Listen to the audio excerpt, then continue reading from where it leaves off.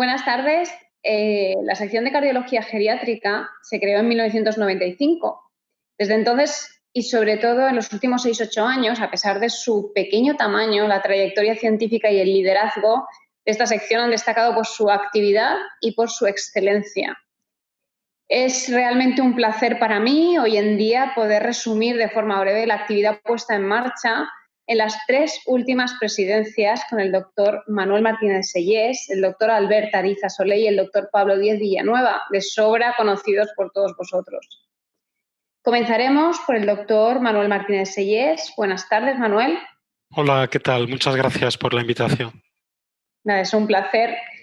Quería preguntarte que nos resumieras los principales hallazgos de los 3 grandes temas en los que has trabajado tan extensamente durante estos años, como son la estenosis aórtica en el paciente mayor, el análisis y la caracterización del corazón del centenario y el bloqueo interauricular y su impacto pronóstico.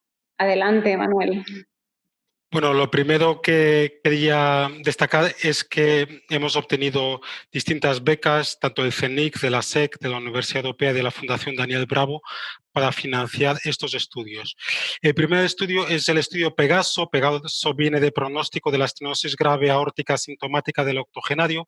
Lo que hicimos en ese momento fue coger octogenarios por toda España con estenosis aórtica severa y ver qué intervención se les hacía o no se les hacía, porque la mayoría se trataban de forma conservadora, y lo que vimos es que claramente aquellos octogenarios que se intervenían tenían mejor pronóstico. Luego hemos hecho subestudios tanto para ver el importante valor pronóstico de la insuficiencia mitral, que es el subestudio de arriba, y el de abajo para ver la influencia de la comorbilidad. Y ahí lo que vimos es que en los octogenarios con mucha comorbilidad, aunque tengan una estenosis aórtica severa asintomática, no se benefician de la intervención. Segundo estudio, también dentro del ámbito de la estenosis aórtica severa, el IDEAS. IDEAS viene de influencia del diagnóstico de estenosis aórtica severa. Es un estudio en el que hacíamos un seguimiento de 1 año a pacientes diagnosticados con estenosis aórtica severa. Lo que vemos en el estudio principal a la izquierda es que los ancianos asintomáticos tienen buen pronóstico pese a tener una estenosis aórtica severa, con lo cual en el anciano no se recomienda, y es la conclusión principal del estudio, intervención en pacientes asintomáticos con estenosis aórtica severa. 2 subestudios a la derecha, el primero en nonagenarios, ahí insistiendo nuevamente en el valor de la comorbilidad, y el de abajo en pacientes que habían sido intervenidos, viendo cómo también la intervención nuevamente supone una mejoría en el pronóstico. Segundo estudio, el 4C, ya fuera del ámbito de la estenosis aórtica. El 4C viene de caracterización científica del corazón del centenario. Estudiamos más de 120 centenarios por toda España y lo que vimos es que aquellos centenarios con cardiopatía estructural, que era muy frecuente la presencia de cardiopatía estructural, claramente tenían peor pronóstico que los centenarios sin cardiopatía estructural, como vemos en la gráfica de la izquierda. Un subestudio primero que vemos a la izquierda abajo es que vimos que es más frecuente que las mujeres centenarias no tengan cardiopatía. En torno a 1/3 de las mujeres tenían un electrocardiograma normal, mientras que menos del 9% de los varones tenían un electrocardiograma normal. A la derecha, otros 2 subestudios relacionados con los marcadores, sobre todo marcadores de inflamación. Es muy interesante ver que los centenarios tienen menos inflamación que pacientes jóvenes que sufren infarto de miocardio, mientras que los centenarios tienen un perfil bioquímico más similar a los jóvenes que no han tenido un infarto de miocardio. Y nuevamente, pues decir que aquellos pacientes que tienen un infarto de miocardio, de cierta forma, están teniendo un envejecimiento precoz, como se ve en el segundo subestudio a la derecha. Y bien, también por seguir con el 4C, pero ya específico de bloqueo interauricular, lo que vimos es que es muy frecuente que los pacientes centenarios tengan bloqueo interauricular. De hecho, lo que vimos es que en torno a 1/4 de los pacientes tienen una onda P normal, 1/4 un bloqueo interauricular parcial, 1/4 bloqueo interauricular avanzado y 1/4 fibrilación auricular. Y lo que es muy importante, el bloqueo interauricular tuvo una influencia clara en el pronóstico, teniendo los pacientes con bloqueo interauricular o los centenarios con bloqueo interauricular un pronóstico que fue intermedio entre los que tenían onda P normal y aquellos que tenían fibrilación auricular. Y además, en el estudio 4C por primera vez se vio esta asociación de bloqueo interauricular y demencia. Como se puede ver, es una escalera que va aumentando la demencia a medida que pasamos de una onda P normal a un bloqueo interauricular parcial, bloqueo interauricular avanzado y, por último, a fibrilación auricular. Y esto es lo que motivó el desarrollo de estos 3 estudios, que con esto ya termino. El primero, el estudio Vallès. Vallès viene de bloqueo interauricular y eventos en el seguimiento. Tenemos ahí las 3 publicaciones que ha habido. La primera del diseño, la segunda en el que se ve una asociación clara del bloqueo interauricular en individuos con más de 70 años y cardiopatía estructural seguidos prospectivamente, es un estudio prospectivo, y ahí se ve una relación clara tanto con fibrilación auricular como con ictus. Pero es que además, y también se acaba de publicar, hemos visto que hay una asociación con deterioro cognitivo en el registro Vallès. Otros 2 estudios, el estudio BIT en pacientes ancianos a los que se les ha puesto una TAVI, viendo el valor pronóstico del bloqueo interauricular. Abajo tenemos tanto el diseño del estudio como la publicación reciente aceptada por JAHA para ver esta relación entre la presencia de bloqueo interauricular y el pronóstico de estos ancianos sometidos a TAVI. Y por último, el CAMBIAD. El CAMBIAD viene de caracterización avanzada en mayores con bloqueo interauricular del deterioro cognitivo, y aquí lo que hemos hecho es un estudio casos control. En individuos con deterioro cognitivo les hemos hecho un electrocardiograma y les hemos comparado con ancianos que por lo demás son controles muy similares, con la única diferencia de que no tienen deterioro cognitivo. Y nuevamente hemos encontrado una asociación clara entre el bloqueo interauricular, sobre todo el bloqueo interauricular avanzado, y el deterioro cognitivo. Y con esto termino. Muchas gracias, Clara, por la invitación. Muchas gracias, Manuel. Seguiremos con el doctor Ariza. Buenas tardes, Albert. Hola, ¿qué tal? En tu caso te has focalizado más en el síndrome coronario agudo, poniendo en marcha grandes registros e incluso colaborando en ensayos clínicos con el doctor Sanchis, de gran impacto, que nos han aportado grandes luces a la caracterización del paciente mayor con síndrome coronario agudo. Yo quería preguntarte qué es el registro longevo, por qué lo hicisteis y cuáles son los principales resultados. Y además, también, hacia dónde enfocarías la investigación del síndrome coronario agudo en el anciano a partir de todos estos datos que habéis obtenido. Bueno, la verdad es que nosotros como cardiólogos clínicos teníamos una duda que yo creo que debe ser relativamente habitual. Era los pacientes que vemos en el día a día, que son muy distintos a partir de ciertas edades, pues algunos están muy bien y hacen una vida muy normal y otros están muy deteriorados. Y sin embargo, bueno, cada vez menos, pero las guías nos hablan mucho de la edad cronológica y teníamos muchas ganas de intentar investigar si la edad biológica, la valoración geriátrica, pues tenía un impacto en el manejo de forma objetiva y sobre todo en el pronóstico. Y aprovechamos la infraestructura de la sección que dejó Manuel, que era un lujazo, y implicamos a 44 hospitales de España en este registro, que es el registro Longevosca, y que de forma retrospectiva yo diría que ha sido un acierto por la producción que ha dado y por el conocimiento que nos está dando. Lo arrancamos en 2015, aquí a la izquierda vemos la gráfica del diseño. Octogenarios eran algo más de 500, octogenarios con síndrome coronario agudo. Durante el ingreso, valoración geriátrica, y a los 6 meses repetimos valoración geriátrica y evaluación clínica.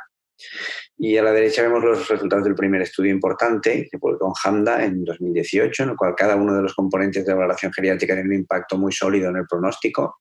Y abajo la gráfica, que es un poco más explicativa, la valoración de la fragilidad mediante una escala muy sencilla, la escala Frail, de menos de 1 minuto, pues predecía de forma contundente tanto la mortalidad como la incidencia de mortalidad o reingreso a los 6 meses, y fue sin duda pues un inicio importante en lo que es este estudio. Ha dado lugar a más de 20 publicaciones indexadas.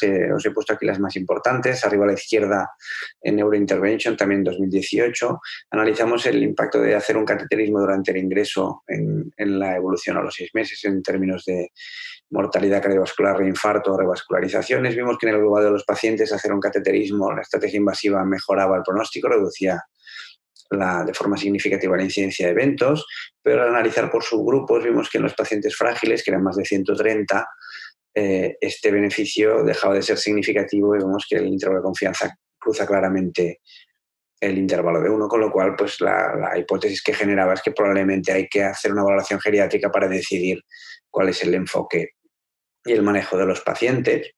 Abajo a la izquierda quisimos analizar en esta publicación de 2018 si la valoración geriátrica contribuía a predecir las hemorragias durante el ingreso en estos pacientes. Vimos que, por desgracia, únicamente la comorbilidad medida por el índice de Charlson se asociaba de forma significativa con las hemorragias y que globalmente toda esta información nos aportaba relativamente poco a predecir el riesgo hemorrágico. Y a la derecha dos publicaciones también, a mi juicio, importantes. Arriba el impacto de la función renal, de la insuficiencia renal en el pronóstico en función de la fragilidad. Sabemos que la insuficiencia renal es un predictor pronóstico muy consolidado y a medida que aumenta la insuficiencia renal, peor pronóstico. Esto lo vimos así en el global de la serie y en los pacientes robustos, pero a la derecha los pacientes que tenían criterios de fragilidad establecida, se vio que no importaba tanto el grado de insuficiencia renal porque tenían más o menos la misma incidencia de mortalidad o reingreso a los 6 meses, lo cual pues nuestra lectura es que el impacto pronóstico de la fragilidad es tan potente que probablemente se coma el impacto de otros predictores en este escenario, ¿no? Y finalmente abajo a la derecha una publicación también muy importante liderada por el doctor Díez Villanueva. Analizamos en la serie Longevo, repito, más de 500 octogenarios con escasez, el impacto pronóstico de una insuficiencia mitral moderada o superior en la mortalidad y mortalidad o reingreso, y había una asociación clara con ambos tipos de eventos que al analizar por confusores se veía que se perdía. Eso, nuestra lectura es que es un marcador de riesgo, el hecho de tener insuficiencia mitral, y que probablemente el impacto observado era más por el perfil de riesgo de las comorbilidades que por el hecho de tener insuficiencia mitral en sí. Pero en cualquier caso, una publicación de alto impacto bibliométrico. Y ya en el último año, los últimos meses, hemos visto otro tipo de publicaciones. Varios grupos relevantes nos pidieron los datos para poder fusionar bases y hacer estudios con un poco más de ambición. Os pongo aquí a la izquierda las dos más relevantes. Con el grupo del doctor Sanchís de Valencia ayudamos con nuestros datos a validar una escala de riesgo de comorbilidad simplificado en pacientes con síndrome coronario agudo. El índice de Charlson, que pues tiene muchas variables, la simplificamos a 6 predictores, 6 condiciones clínicas relevantes y frecuentes, y se apreció que la capacidad predictiva de esta escala simplificada era igual que el índice de Charlson original, con lo cual pues ayudamos a funcionar de forma más práctica en vida real, también con series extensas. Y abajo a la izquierda, un grupo italiano del doctor Gianluca Campo, pues fusionamos los datos de Longevo con los del registro Fraser, que eran pacientes sometidos a intervencionismo, y se analizó el impacto del riesgo nutricional en sus 3 categorías, normal, en riesgo o malnutrición, y apreciamos un impacto muy claro en la mortalidad al año, también una publicación del primer decil en este caso. Todo esto ha hecho pues, que se generen varias hipótesis que sean interesantes clínicamente, en especial la que nos interesaba más era qué hay que hacer con los pacientes frágiles en cuanto a estrategia invasiva, y eso, pues gracias también al liderazgo de Juan Sanchís, se ha diseñado y puesto en marcha el ensayo clínico Mosca-Frail, en el cual se aleatorizan a pacientes con más de 70 años y criterios de fragilidad a estrategia invasiva durante el ingreso o estrategia inicialmente conservadora. Este estudio está en marcha en este momento. Esperamos cerrar el reclutamiento a lo largo de 2020 y probablemente este diseño ya más avanzado nos permita responder a preguntas clínicas relevantes con datos más contundentes. Muchas gracias, Albert. Y por último, la intervención del doctor Díez. Buenas tardes, Pablo. Hola, ¿qué tal? Buenas tardes. Pues quería que nos comentaras, por un lado, los resultados preliminares del registro FRAGIC y, por otro lado, pues que nos comentaras cuáles son los últimos documentos consensos y que se han publicado durante tu candidatura y los estudios en los que está trabajando actualmente la sección. Adelante. Muchas gracias, Clara, por la invitación. Con respecto a los documentos de consenso, me gustaría resaltar 2 que se han publicado en la Revista Española de Cardiología. El primero de ellos incluye una serie de recomendaciones en relación con la valoración de la fragilidad en el paciente mayor con cardiopatía. Como sabéis, la fragilidad es un síndrome clínico que ocurre durante el envejecimiento y que se caracteriza por una disminución de la reserva fisiológica ante una situación de estrés, constituyendo, por tanto, un estado de vulnerabilidad que conlleva mayor riesgo de un resultado adverso. Se caracteriza porque es especialmente prevalente en la población de mayor edad y es especialmente prevalente en los pacientes mayores con cardiopatía. Al leer el documento lo que podemos encontrar son varias escalas, varias formas de valorar la fragilidad en distintos escenarios clínicos, agudos y crónicos, hospitalarios y ambulatorios, y de todas ellas me gustaría rescatar estas dos, la Clinical Frailty Scale y la FRAIL. Son escalas muy sencillas de aplicar en el paciente, se pueden aplicar en consulta, se pueden aplicar a pie de cama y nos permite identificar pacientes frágiles que se van a beneficiar de una intervención multidisciplinar integral que, como es lógico, también contribuirá a mejorar su pronóstico.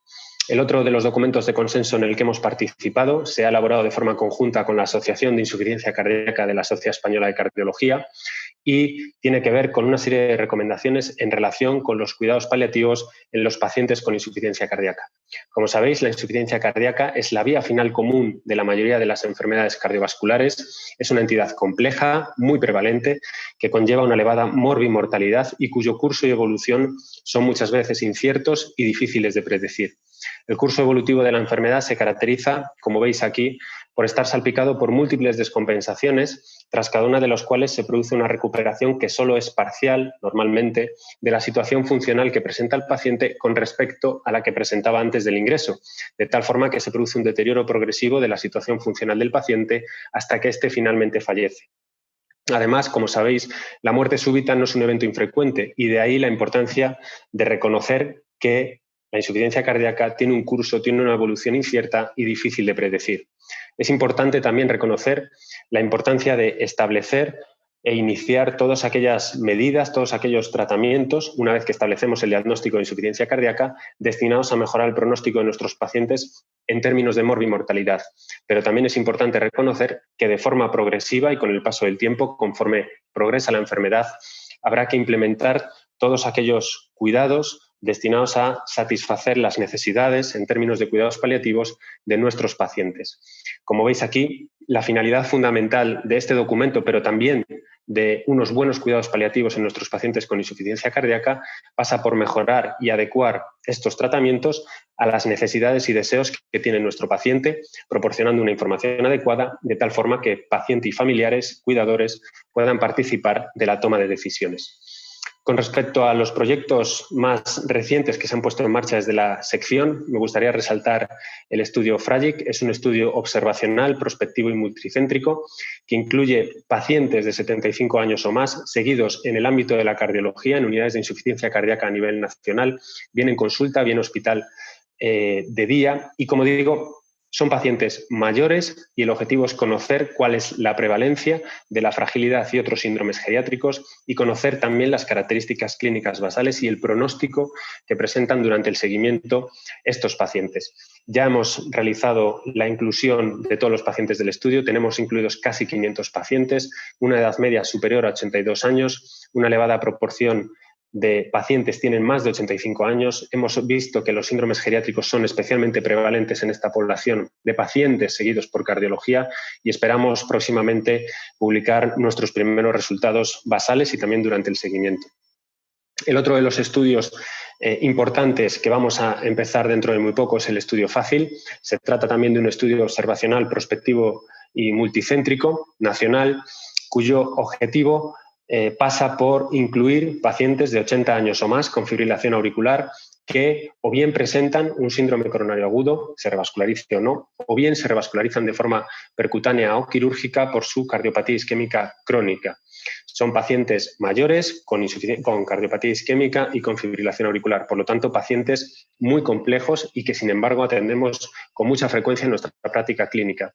El objetivo primario pasa por conocer cuál es la mortalidad cardiovascular y por todas las causas en la población de estudio durante el seguimiento, pero buscamos también conocer cuál es la prevalencia de los síndromes geriátricos en esta población, cómo es el tratamiento antitrombótico que se elige en estos pacientes tras el alta hospitalaria y también cuáles son los eventos isquémicos hemorrágicos que presentan nuestros pacientes durante el seguimiento y qué parte de esos eventos se pueden achacar al tratamiento antitrombótico, qué parte de esos eventos pueden estar también relacionados con una mayor o menor prevalencia de los síndromes geriátricos.